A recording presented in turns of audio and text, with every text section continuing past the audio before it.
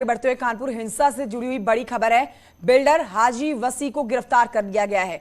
Sources के मुताबिक आपको ये बड़ी जानकारी दे रहे हैं। हिंसा की फंडिंग का है इस पर आरोप। कानपुर पुलिस ने गिरफ्तारी कर ली है। लगातार छानबीन की जा रही थी, चप्पे चप्पे पर छापा पड़ रहा था ताकि जल्द से जल्द हिरासत में लिया जाए हाजी वसी को। और देखिए मौका हाथ लगा कानपुर पुलिस के। कानपुर पुलिस ने हिंसा से जुड़ा हुआ ये बड़ा जो आरोपी है हाजी वसी इसका नाम है, इसको गिरफ्तार कर लिया है। ऋषभ मणि और जानकारी के साथ इस खबर पर मौजूद है। ऋषभ मणि, हाजी वसी गिरफ्तार किया गया। जी बिल्कुल, देखिए जो हमारे सूत्र है उन्होंने कंफर्म कर दिया है कि हाजी वसी को अभी सुबह ही कानपुर पुलिस ने गिरफ्तार कर लिया है। हाजी वसी के ऊपर 3 जून को जो कानपुर में जुमे की नमाज के बाद हिंसा हुई थी, पथराव मारपीट हुई थी, उस मामले में क्राउड फंडिंग का आरोपी बनाया गया है। जो अभी तक की एसआईटी की जांच में बात सामने आई है उससे कुछ ऐसी जानकारी पुख्ता हो गई है कि हाजी वसी ने ही, जो एक बड़ा बिल्डर भी है कानपुर का, उसने इस पूरे मामले में क्राउड फंडिंग की थी। जिन युवकों ने वहां पर पथराव किया था, बवाल काटा था, कानून व्यवस्था को बिगाड़ा था, उसमें पैसे खर्च करने की भूमिका हाजी वसी की सामने आई है। काफी समय से कानपुर पुलिस काफी दबाव में थी हाजी वसी की गिरफ्तारी को लेकर के। हाजी वसी के बेटे रहमान को अभी 2 दिन पहले ही कानपुर पुलिस ने गिरफ्तार किया है। तो अब कानपुर पुलिस उस पूरी घटना को फाइनली कंक्लूड करना चाह रही है। जफर हयात पहले से ही जेल में है, उसके साथ में जो आरोपी थे वो जेल में है। अब हाजी वसी की गिरफ्तारी और हो जाती है ताकि इस पूरे मामले का पटाक्षेप किया जा सके। क्योंकि 3 जून को कानपुर पुलिस की काफी फजीहत हुई थी, जब प्रधानमंत्री, राष्ट्रपति सब शहर में थे और उस दौरान वहां पर बवाल हो जाता है, कानून व्यवस्था बिगड़ती है। कानपुर पुलिस की काफी फजीहत हुई थी। अब कानपुर पुलिस ने गिरफ्तारियों का दौर एक लॉजिकल एंड की तरफ ले जा रही है, जिसमें सबसे अहम हो जाती है हाजी वसी की गिरफ्तारी।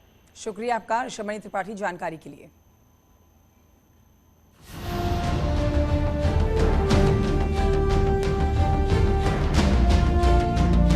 अब खबर धर्मांतरण के मकर जाल से जुड़ी हुई।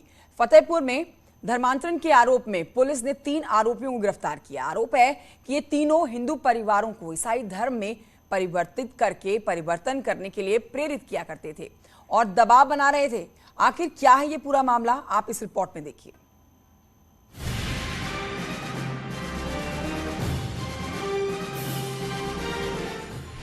ईसाई मिशनरी का मकड़जाल।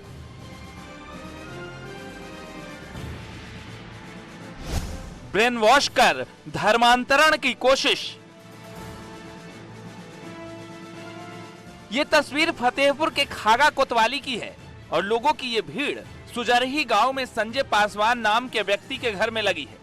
जानकारी के मुताबिक लोगों को चंगाई सभा के लिए बुलाया गया था। आरोप है कि लोगों को परेशानी से मुक्ति दिलाने के नाम पर उनका ईसाई धर्म में धर्मांतरण की कोशिश की जा रही थी।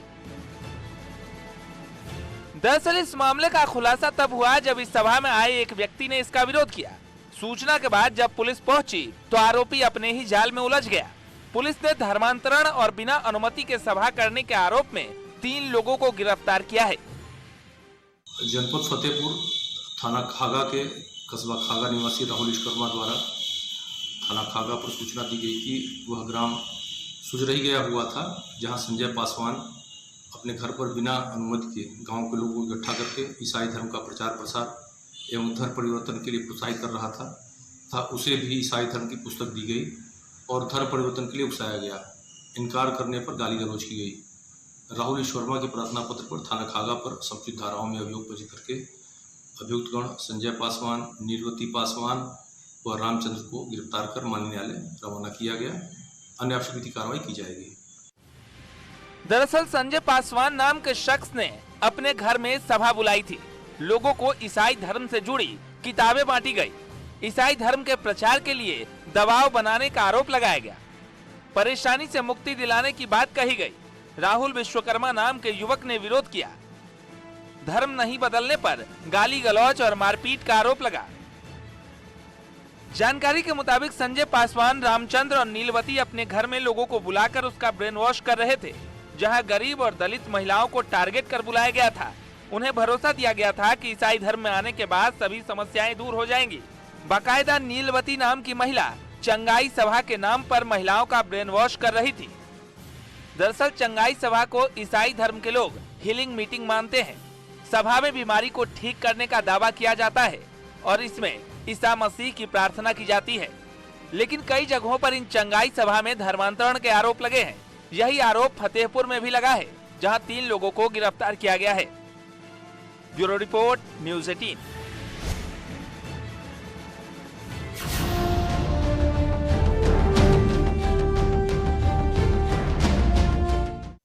खबर मथुरा से, जहां पर लव जिहाद का एक सनसनीखेज मामला सामने आया। प्रेम जाल में फंसाकर एक नाबालिग लड़की के साथ 3 महीने तक शारीरिक शोषण किया गया और धर्म परिवर्तन का दबाव बनाया गया। रिपोर्ट देखिए।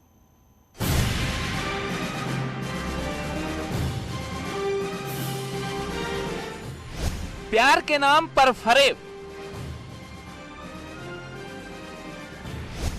शादी के नाम पर शोषण, धर्म बदलकर धोखा, नाबालिग से लव जिहाद।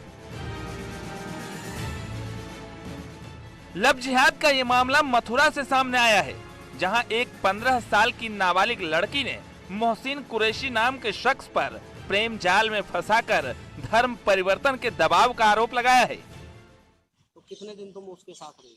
3 महीने। कहाँ पे, घर पे रही या उसी के घर पे। क्या कहता था वो, क्या कहते थे घर वाले? ये बोलते कि अपने धर्म में ले जाके अपनी जैसी बना के हमसे से शादी करने का पढ़ लेंगे। तुमने क्या कहा? मैंने ये बोली कि हम कोर्ट मैरिज कर लेना, तो ये बोल रहे थे हाँ हम पहले आधार कार्ड बनवाएंगे तेरा और कोर्ट मैरिज कर लेंगे। 3 महीने राखी में उसने अपने साथ में। पीड़िता ने आरोप लगाया कि 3 महीने तक आरोपी ने उसे अपने घर में कैद रखा।